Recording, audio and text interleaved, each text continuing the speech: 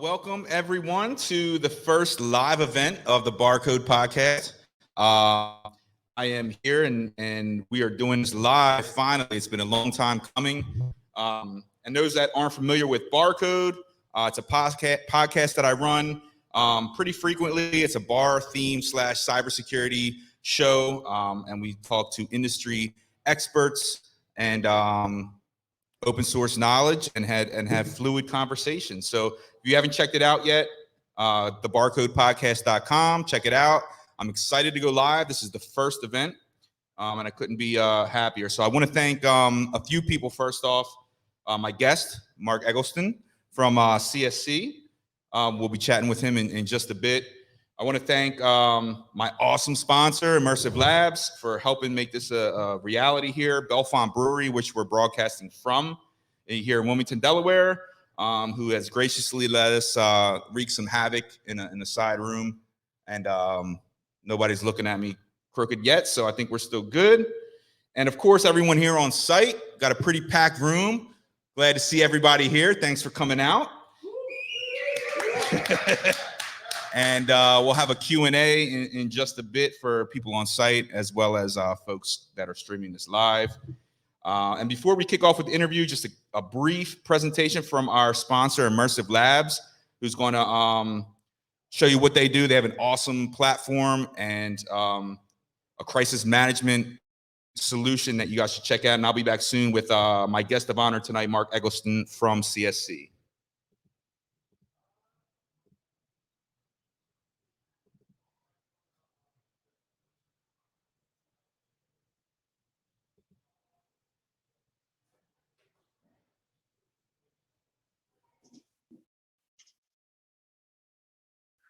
Hey, Chris, thanks for that warm introduction. Really appreciate it.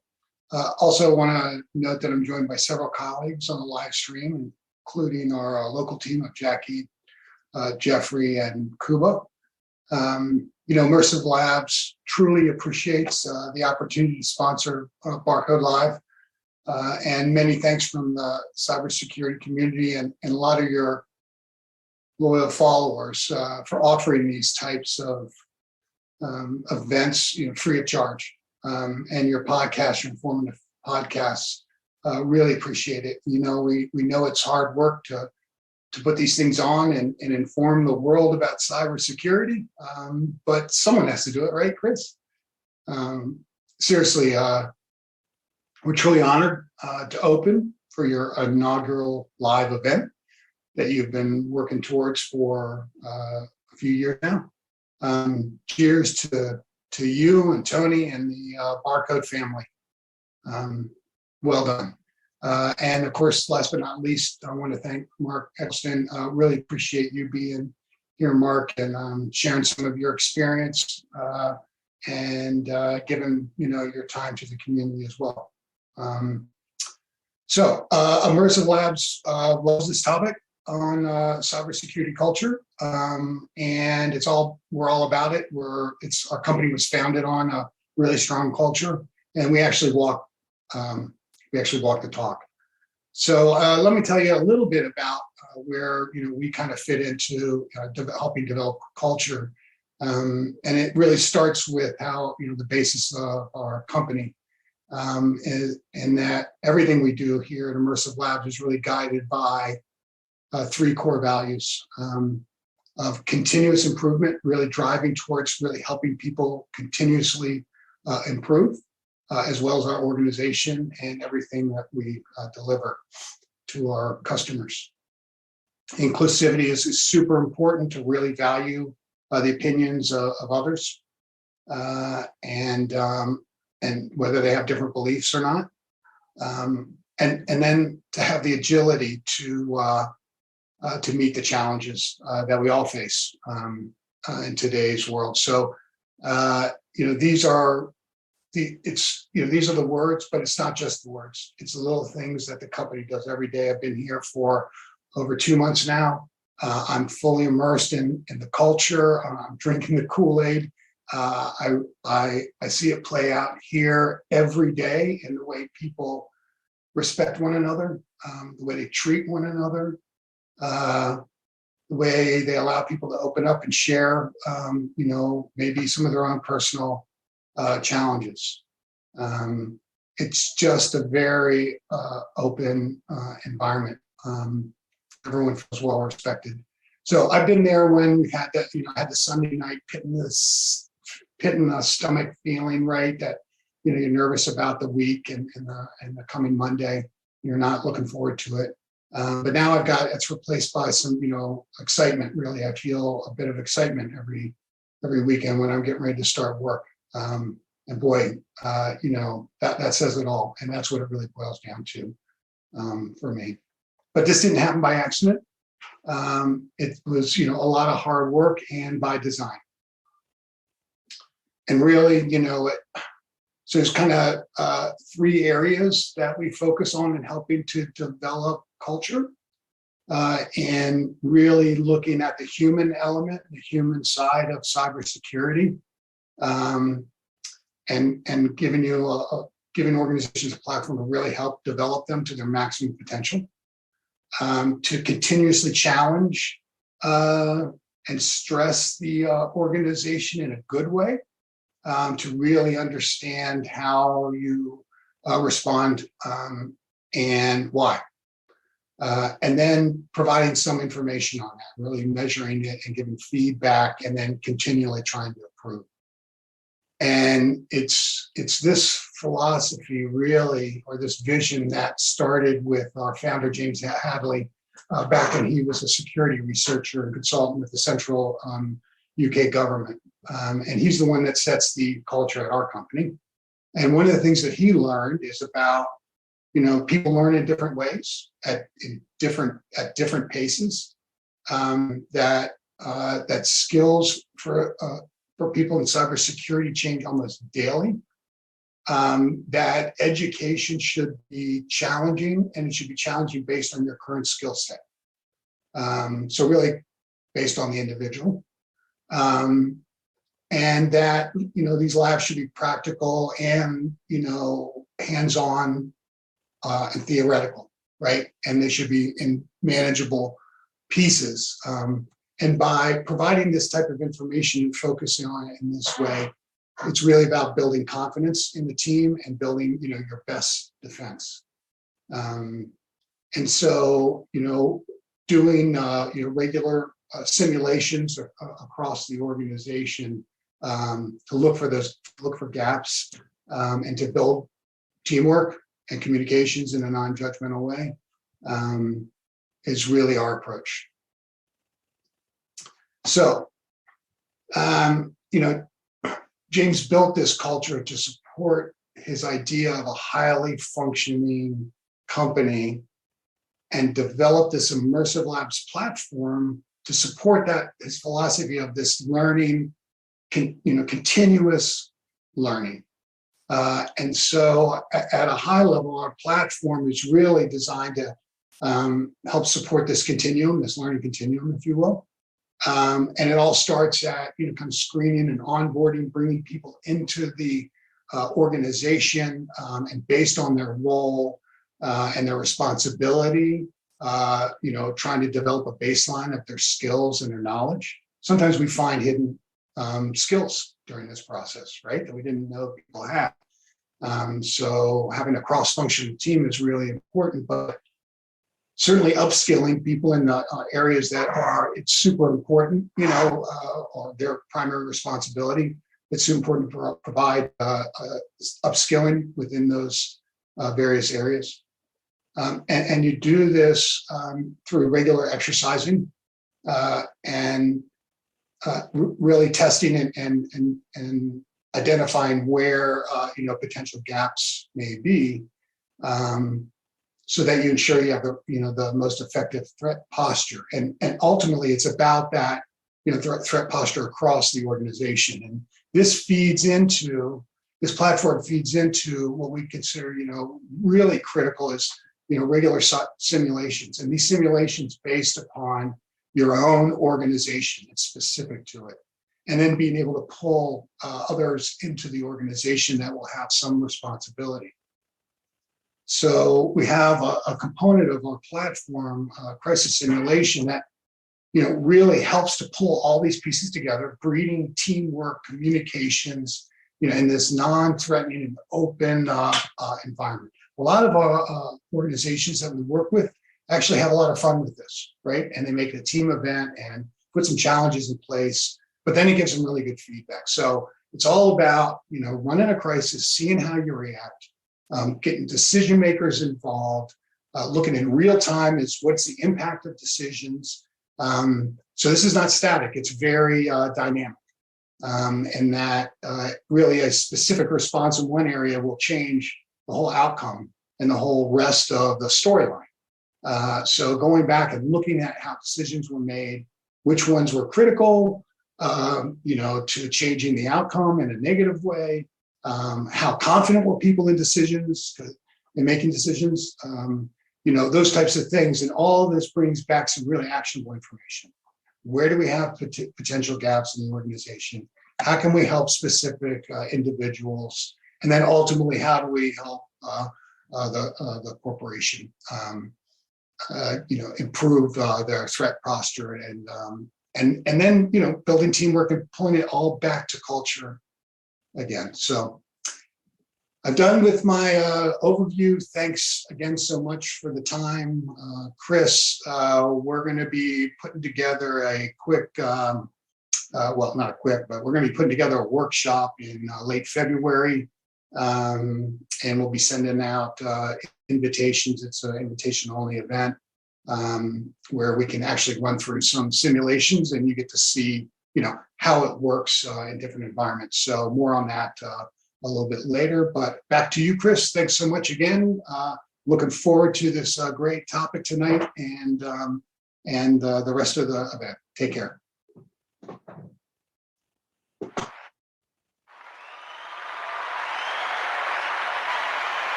All right, thank you, Immersive Labs.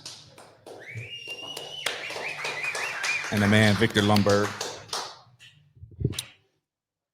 All right, so on with the show. Let me get my agenda right. So we have Mark Eggleston sitting right next to me. Thank you, Mark, for joining us today. Pleasure to be here. And Mark is a senior executive specializing in security and privacy program development and management. His unique background and expertise in information technology and people management has positioned him as a thought leader and frequent industry speaker. Mark began his professional career serving as a program manager and psychotherapist.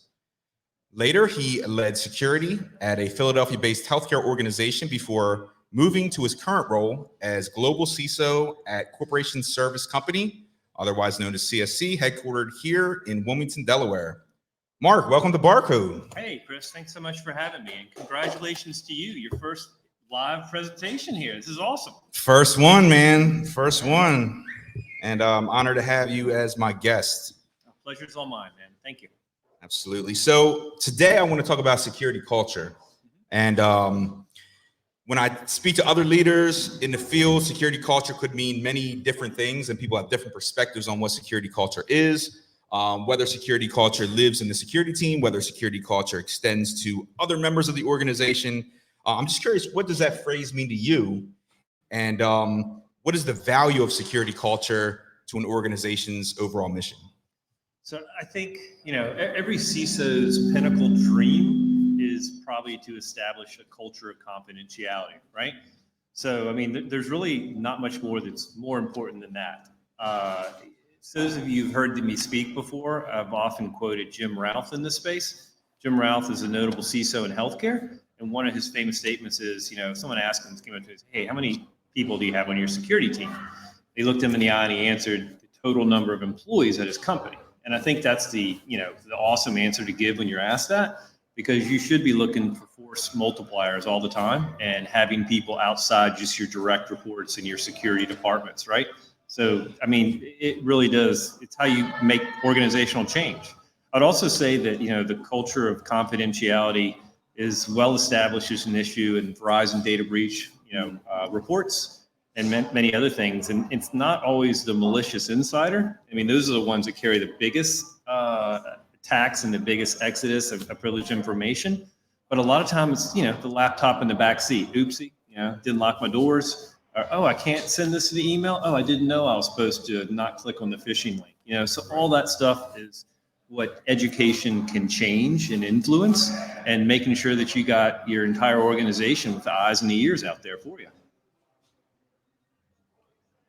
Yeah, so we're almost guiding the rest of the organization in a way. Sure. To be very security conscious, and so I think it does extend outside of the security. Most arena. definitely does. It has to, right? I mean, you've got to have people that are in with your vendor procurement areas knowing what things to look for in a good security vendor. You need to have your physical security people knowing to look for what's a threat. And, I think the other piece too that's often missed in a lot of companies is the importance of timely reporting. Like, I've gone out to eat with my wife several times, obviously. And when we go out to eat, sometimes she'll have like a crappy dish, right? Yeah. And, what's the first thing you do when your spouse has a crappy dish? They kind of look at you and say, you want to try this, right? Yeah. Which is a really bad idea. Why do you want to try something that tastes awful? And I think that's what conveys when people have a phishing incident. What do they do when you have a phishing incident? Right. Do they come to their security people? Often they do not. They come and they forward that email and say, look at this. This is awful. Yeah. Can you tell me if this is awful? And then they forward it to somebody else. This is awful, right? Yeah. This looks really bad. And they're just making a bad situation worse. So I think that's another opportunity for us to say, hey, look, I know this tastes and looks bad, but there's people who can vet that for you. There's an inbox we have. Most companies have a phishing button, anti-phishing button to press and do that. So I raise that up, Chris, just to say, these people that are out in your organizations that are all getting these inboxes, they have to be trained, have to understand what their role is in your culture of confidentiality and what their role is to do in it. I think another thing that's helped me out a whole lot, and this is going to sound hokey, but a smart person, much smarter than me, told me many years ago, if you really want to make sure that you have a culture of confidentiality out there, you got to serve your workforce tea. And again, so bear with me for a second on the hokiness. Okay. And he broke this down saying it's about training, education, and awareness, right? A lot of companies, when you have to, make sure that your workforce is trained on security, what do? Here's your mandatory 30-minute speech, and you need to take these questions and answers at the end, right? You do that. It's right. Dull. It's boring. I think you need to look at that 3-letter acronym and look at the training piece. What does your specific departments or workforce people, like the NIST, what is it? The NICE framework has that piece that actually tells you these roles need this level of education. For example, a call center probably really needs to know how to validate or verify somebody's identity, right? That's good training. Education, that's the kind of high level stuff like, hey, here's some of the laws and here's why that's important to us. And awareness is that kind of repetitious, top of mind stuff, around Christmas time, you say, hey, this is the time you're more likely to get fish, right? Yeah. Around tax season, hey, here's why you want to file your tax return early. All 3 of those things help you really raise the bar to have a culture of confidentiality. And, I've just seen so many organizations just focus on one. Here's your education, your mandatory thing. You do this once in 12 months, you're golden. Right. And we know that's not the case. Hats off to a previous team member who really did a great job bringing in Cybersecurity Awareness Month. Lots of free government resources every October to do that, and then mix it up with a lot of the freebies that we all get when we go out to security conferences and reward your workforce. I have bags of stuff. My 3 kids could only take so many cell phone chargers and fidget spinners and everything else that I got. Yeah. Are they iPhone chargers? I'll take them. I got them. I got them. Great. And the T-shirts, I'll wear the T-shirts around the house to do some yard work. And my wife's just like, why do you have this T-shirts? Don't do that. I think I have a Splunk one that says finding faults only your mother would or something like that. They're really bad T-shirts, but hey, sometimes your workforce loves it. So Absolutely. I use these incentive freebies from conferences. You hand those out to your workforce to help them better understand, help them incentivize the things that they need to do. Yeah, and I think the end game there also is to have them constantly thinking about security culture, even when they clock out at 5 o'clock, they go home, they may get something malicious come through the email and they think about it. Absolutely, yeah. When Cybersecurity Awareness Month, I think that's another successful strategy, right? you make sure that you tell people, hey, here's how to use LastPass or some other password reminder, and here's how it helps you personally. You know, we might not offer that at home, but at least you're telling them why it's important and how much easier it is to remember passwords. And lots of other things like that. Yeah, it's convenient for them as well. Sure. So let me talk to you about, you know, obviously we're in the midst of a pandemic, unfortunately, still at this point. 2 years in, who would have thunk it? 2 years in, it's insane. When you think of culture, has the recent shift in the work from home dynamic, has that affected what security culture should look like? Has it affected what it is? And do you feel like the impact of the pandemic was positive, negative, opportunistic? What type of effect do you think that has had on security culture? That's a loaded question. Let's try and break that down a bit. I mean, so 2 years ago, I think we were all sitting in our people home wondering what we would do to bring people back the next month, right? Right. Yeah. And I think we're all inundated with a lot of different things. Here's the things that you need to do. And, you know, here's a great expanded threat. For me and most of my security conscious peers, this was a non-event. And I say that because we already had zero trust in mind. We already had a VPN client. We already had MFA in client. Those things are essential to work from home security. So, you know, I think if you're doing those things right and you were thinking ahead, this wasn't a big deal. That aside, I do think the threat landscape has increased a little bit more, especially as it relates to privacy. So with my former employer, we would have folks in call center operations whose spouse was in a call center operations in a small apartment. How do you do that and still have privacy? So there was definitely some unique threats for confidentiality that came up because of this. I think also a lot of people were dependent upon unmanaged endpoints as you rolled out your workforce. Again, I think if you had, you know, certain brokers for virtualized machines that could, you know, make it endpoint agnostic, you were ahead of the game. Right. If you didn't do that, then you were probably competing with thousands of your closest peers for a Chromebook and things like that. And we saw that in supply chain, right? I mean, even to this day, I think a USB dock is an astronomical price because everybody still wants these darn things. And, you know, the computer CPU computer sales cycle was plummeting, and now it's back, you know, at a pinnacle because everybody's jumping these things. So there are certainly supply chain issues that you have to worry about with this, and many other little threat pieces. But if you're doing what most risk professionals should be doing, trying to keep an eye ahead of the game, trying to look at those what if scenarios, I think most people managed okay. Most of my peers that I talked to are like, yeah, we spent a little extra money for bandwidth for preventative measures, but other than that, we spent a little money for some extra machines. But other than that, we got past this. Yeah, it's good to hear. A lot of, you know, we're fortunate enough to be in the field where, you know, a lot of that is in place and the culture is in place already. So we can easily make that shift. And whether on site or remote, you know, people, when you think of culture, people are at the epicenter of culture and building out a culture within an environment. In your opinion, what characteristics would you say are needed for a good security person to have? Wow. And give me the top three if you want. Yeah, I'll start with that. I mean, I think when I look for security talent, I look for an unquenchable thirst for knowledge. And I also think good security practitioners are just infinitely curious, right? So I guess some years ago, there was a big thing about hackers and, you know, cybersecurity. Hacker's not a bad word, right? So I draw that distinction between hackers and cyber criminals. Cyber criminals, bad. Hackers, good. Why are hackers good? Because they're curious and they look for faults before they become a larger issue.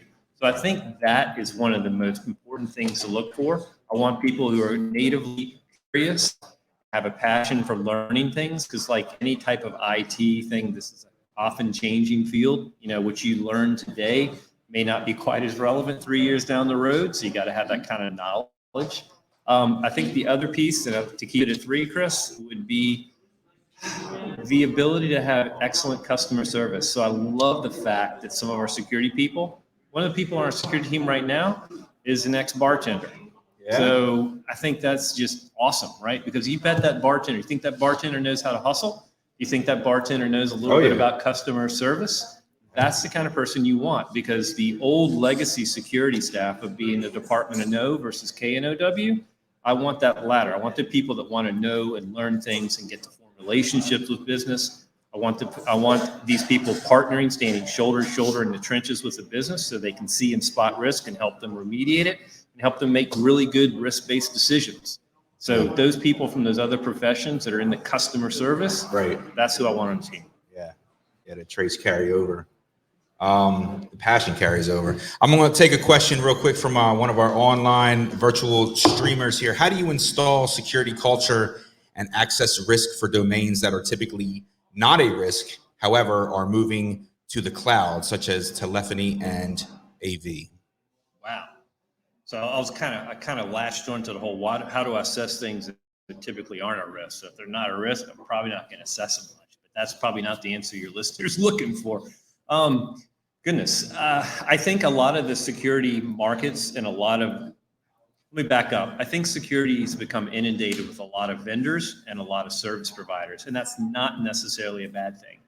So to your listener's question about telephony and things like that, a lot of those things, if it's something specific like call center, center software, CIC, et cetera, I'm going to be more dependent on that vendor for integrating security into that product, into that service, and into what I'm hiring them to do. And, for that specific example, I'd want to sit down with the vendor and see what kind of things they're doing for the security threats and better understand that. I then also work with my partners to differentiate it from vendors who I just write POs to, somebody who's really invested and knows our culture, knows our company, and they can sit down with them and maybe suggest some other controls. You get lots of different boxes to check in any software package. But what's more important is having somebody who has insights in that software and insights into our business to help us make sure we're checking the right boxes. I love that. I love that answer. And we have a LinkedIn user here that says, love that description. Now get HR and companies to hire those people. We're working on it. I'm sure we'll touch on that some point tonight, right? The talent wars. Yeah, definitely. What do security folks need in order to do their jobs better? How can you equip folks in security to help make that culture evolve and handle their responsibilities properly? So people on the security teams, right? Yes. Yep. That's a good question. I think first and foremost, they need a vision. What's the vision of the company? I'm a big proponent of the rule of three. Your vision should probably be around 3 different points. And then making sure that they have career ladders. So the vision is the initial hook. The career ladder is what keeps them motivated on a certain track, right? Okay. And I think a lot of security executives can sometimes miss the importance of that. There is a lot of opportunity out there right now. Our salaries are only increasing. If you aren't taking care and making sure people know what's around the corner for them and that you value their contributions and here's where you see them and where do they see themselves, making sure there's a fit, right, then you're probably going to lose them shortly. This is the Gotcha. great resignation period. So let's make sure we look at that. So I think, vision, mentorship, career ladders. I do think training too, there's a lot of people, back to our bartender example, that are hopping careers like myself. This is career number 3 for me. My first career was construction workers, being a carpenter, built houses, led construction crews. My second career was mental health, working my way up from somebody who, restrained children to taking their vitals to then leading a psychotherapeutic unit and now security. And I got into it from compliance, then HIPAA, and then more technical controls and so on and so forth. The point I guess I'm trying to make is besides mentorship and vision, I also had some training. So I'd add that to the list too. If you're going to set somebody on a career roadmap and give them mentorship, you better make sure that you're budgeting for their continual education and making sure they continue to get more training that's helping them not only do the job that they came into your organization for, but helping them accredit themselves as security practitioners. And everybody's path is a little different, right? I'm sure we'll get into that, technical versus non-technical positions, et cetera. Yeah, no, I love that answer as well. So I want to take you to the battlefield, Mark. We're going to step outside of this arena for a second. I'm going to put you in the battlefield in the front line. If you were the general and you had to assemble 3 soldiers from our industry to join you in battle, and we'll say a battle is an incident, it's a ransomware incident. Who would they be and why? Goodness. One person who I've been dying to do some business with, and we haven't found the ideal fit, is Tim Wainwright. Yes. From Security Risk Advisors. Yep. Guy's got a talented shop. I have peers that use their company, think nothing but wonderful things from them. They have a bespoke option, and they've also come to leverage a lot of the Microsoft stack, which fits well in most organizations I've worked with, and just a passionate security person, just super cool dude, and lots of super cool dudes that he's recruited, and dudettes as well. So yeah, I'd have him on the team. Yeah.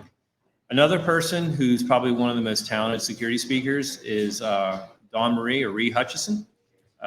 Just super talented, compelling, knows her stuff upside down, left and right, and has lots of inroads into other organizations. So she comes with an executive presence.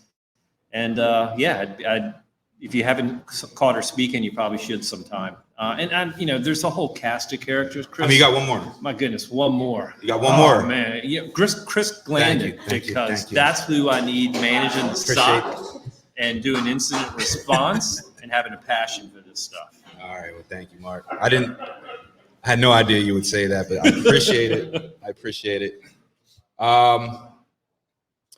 So what stereotype about security culture exists out there that you're aware of that you would like to set the record straight on? Well, being a former social worker and psychoanalyst, I think I'm somewhat a little bit more attuned to the diversity challenges we might have in this.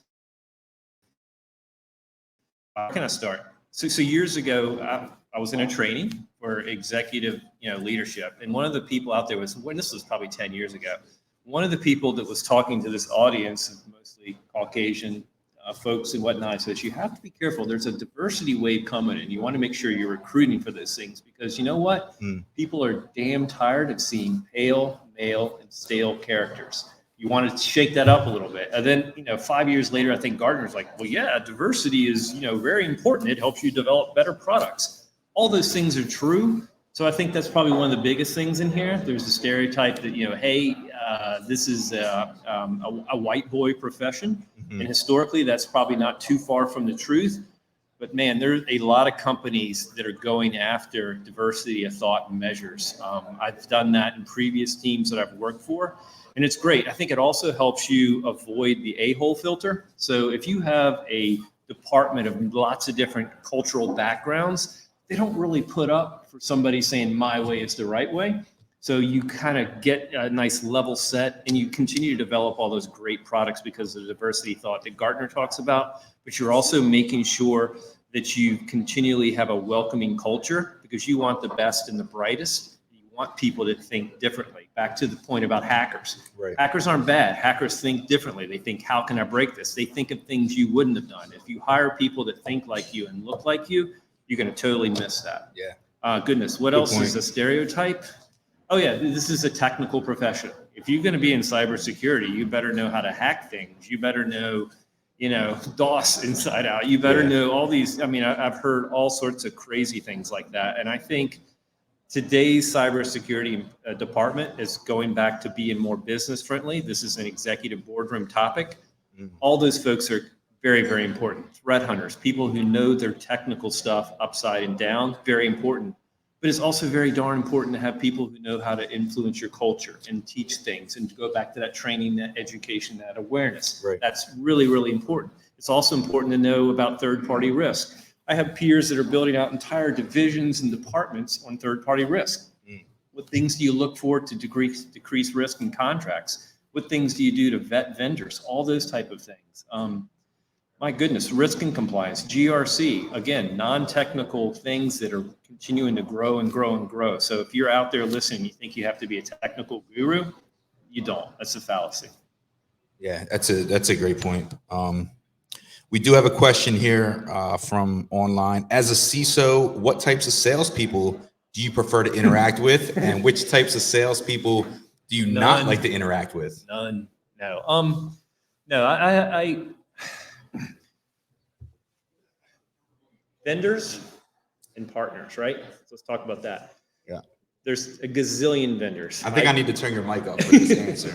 I get anywhere from, a couple dozen calls and probably at least a few dozen emails a day for these folks. And, vendors are wanting to send you a quote and have you sign it. Partners want to understand your business. That being said, I do understand that partners are a huge part of our ecosystem, especially now with the some of the talent issues that we're facing and the great resignation issues. I need support. Yeah. I'm using them right now, left and right, and I will continue using them. Partners remain a vital part of any cybersecurity's ecosystem. Right. That being said, I prefer to work with vendors who sponsor folks that come out and meet things like this, right? There's a time that I work and I address emails, I work with my crew, and I work with my family and my children when I get home. Those hours consume my day. When I come to events like this, or I come to seminars, or I go to a webinar, I understand there's a vendor tax. Right. And I will give you the time of day because you're sponsoring those things. And I've obviously have some level of interest because I went ahead and signed up for this thing. So the best way to approach is sponsorship. Best way to approach too is to learn a little bit about my company and form that relationship. There's some great podcast out there talked about this. If you don't mind me mentioning, Mr. David Spark has a whole series on CISO vendor relationship podcast, which I've been on several times. That is some, he lays it out, and that's his niche, right? He knows how to teach people how to get way and make pathways into companies. But it's a very crowded space. It really, really is. I said that 15 years ago, and it's only gotten more and more crowded because it's such a hot space. It really, really is. It is. It's not slowing down either. Take the time to know your target or your customer, and make sure you're adding value at all times. Easier said than done. Yeah, definitely. Last call. Oh, I just heard last call here. Oh my goodness. You got time for one more? Of course. All right. If you decided to open a cybersecurity themed bar, what would the name be, and what would your signature drink be called? Wow. Well, I guess Cyber Bar has probably been taken a few episodes back, right? I think the Cybar was taken. Yes. Gotcha. I think I would call it Remediation Place. And I'd probably have a tagline underneath it to say, we'll solve all your vulnerabilities and more. So come on in, right? I love that. I mean, I'm thinking you'd have a like line down the street, though. where everybody knows your name, the Remediation Bar, so you come in and we'll know it, I love it, man. I love it. I don't know if you'll have a room for all the people lined up down the street, though. I mean, you hear Remediation Bar, they're going to be showing up here with their vulnerabilities. I'm thinking it's hot. So, if you guys want to give me a commission and open it up, I'll be your sponsor. Remediation Bar. There you go. I like that. I like that. All right. Well, let's give Mark a hand. Crowd's going wild. All right. Thank you so much. Thank you. Appreciate you showing up, man, and sharing your knowledge with us. And with that, we're just going to have a quick 3 to 4 minute word from our sponsor. And then if anyone here on site has any Q&A, we'll get to that as well. So hang tight.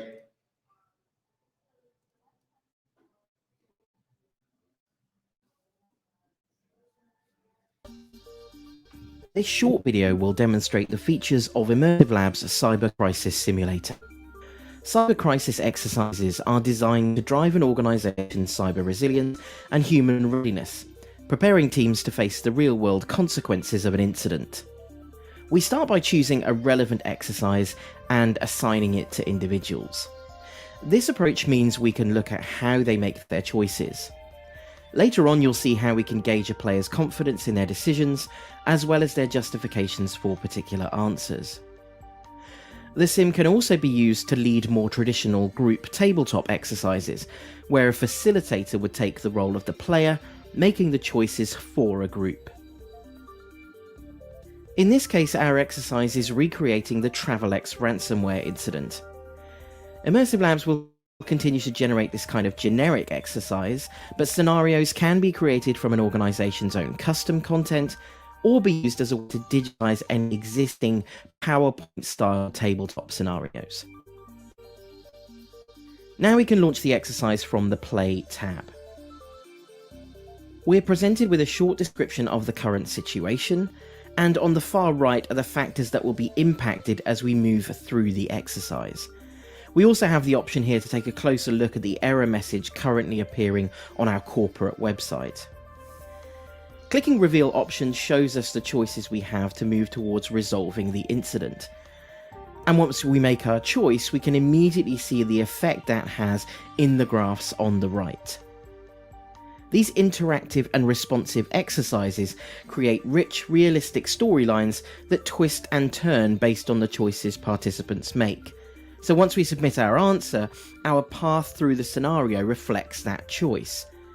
In this case, having chosen to go down the comms and PR route, we know we have to make a series of decisions resulting from that choice.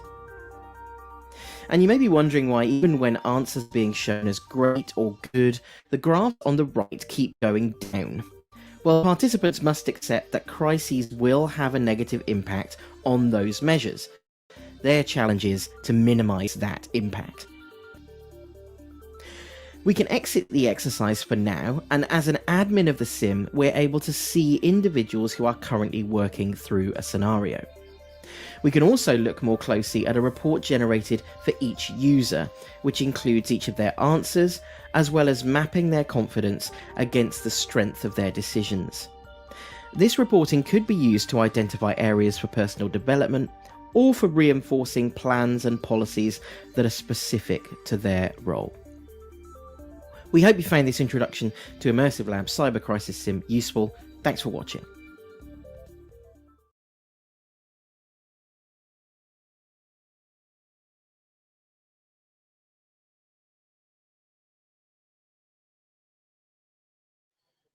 All right. So at this point, what we're going to do is we're going to welcome the floor to questions to Mark. Anyone want to step up and ask a question to Mark? Mark will gladly answer. Sorry, I'm speaking for you, Mark, but How do we see the cyber software being reached out to a Latino country? And I'm Latino, by the way. Yeah, it's an awesome accent. So I'll take it from a recruiting standpoint, right? So in companies that I've worked for in the past, and this is one of the things that makes recruiting security hard. A lot of times you're looking in the same zip code in the same areas to fill those positions. And it's also confounded by interviewer bias. People tend to be drawn to people that look like them and think like them. And it's a big miss for all the reasons we described earlier, right? So I think you have to kind of make tactical decisions. How would you recruit? And I think the good news is here's the pandemic, right? It's another silver lining. You can work from anywhere right now and be successful. All the companies that said that they couldn't have their culture being out and work from home have obviously been proven false for the most part. So, we're working with our HR departments to say, hey, let's go ahead and look at these other countries. It's an untapped market. It might be a market where we can get better talent for cheaper wages. It could be all those different things. Not to say that's the prime strategy, but yes, we need to continue to look at more diverse talent and look at people outside our local geographic area. Sure. Similar to a call center concept. Yeah, same kind of thing. Yeah. Onshoring, offshoring, don't even have to do that anymore. Just if you have a stable broadband connection and a camera, Got support. that's the foundation. Thank you. Thank you. thank you, sir. Thank you, sir. Thank you, sir, for that question. Anyone else? A quick question for Mark, maybe also for Chris. If you could pick a superpower, what superpower would you pick for yourself, and how would it apply to your job in cybersecurity? Thank you. I'll let Mark answer first, so I have time to think about You beat it. me to that first punchline. A superpower. Wow. I wish there was a way to compress all the knowledge the top cybersecurity people had in a tweet or an MTV video, or I'm dating myself with that one. A nice succinct pattern of helping people understand what security is and what they need to do. Make sure that security is top of mind. That would be my superpower to all things. They would do it, just like we all do already in security. That was good. That was good.